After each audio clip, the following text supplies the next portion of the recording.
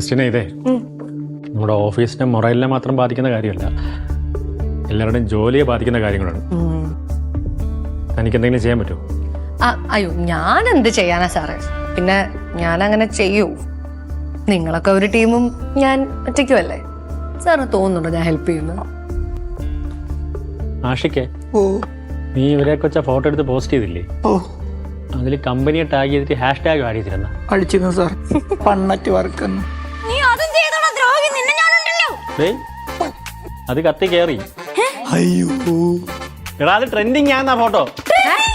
ആ, എനിക്ക് അപ്പോഴേ അറിയായിരുന്നു. എന്ത് ട്രെൻഡിങ്?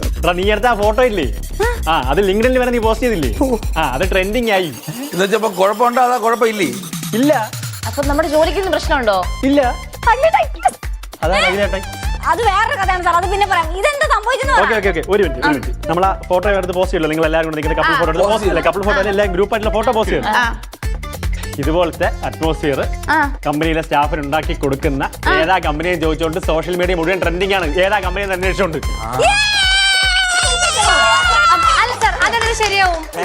അല്ല, ഇത് ഓഫീസിന്റെ ഉള്ളിൽ നിന്ന് ഫോട്ടോ എടുക്കുന്നതും പിന്നെ കപ്പിൾ കോൺടെസ്റ്റിൽ കപ്പിൾ ഫോട്ടോ ഒക്കെ പോസ്റ്റ് ചെയ്തൊക്കെ പ്രശ്നമല്ലേ? അതിപ്പോ രണ്ട് കാര്യങ്ങളുണ്ട് ക്രിസ്റ്റീന. ഒന്നാമത്തെ കാര്യം എന്ന് പറഞ്ഞാൽ ഇവരെ വെച്ചെടുത്ത ഫോട്ടോസ് ഒന്നും നമ്മുടെ കോൺഫിഡൻഷ്യാലിറ്റിയെ ബാധിക്കുന്ന രീതിയിലുള്ള ഫോട്ടോസ് അല്ല. ഈ സൈഡും വോളും ഒക്കെയാണ് വന്നിട്ടുള്ളത്. പിന്നെ രണ്ടാമത്തെ കാര്യം, നമ്മുടെ കമ്പനിക്ക് ഇപ്പോൾ ഈ ഫ്രീ ആയിട്ട് പ്രൊമോഷൻ ഇല്ലേ, അതിലെല്ലാം മുങ്ങിപ്പൊക്കോളും. അയ്യോ, മുങ്ങിപ്പോയില്ല. ശ്രീനി സാർ ഇപ്പം വിളിച്ച് വെച്ചതേ ഉള്ളൂ. പുള്ളി വൻ ഹാപ്പി. ആ പോസ്റ്റ് എടുത്ത് നോക്കുക, അതിന്റെ താഴെയൊക്കെ വേറെ കമ്പനിയുള്ള സ്റ്റാഫുകളൊന്നും കമന്റ് എടുത്തുണ്ട് അവരുടെ കമ്പനി ഇങ്ങനെ ആവണമെന്ന് പറഞ്ഞിട്ട്. Thank you Christina.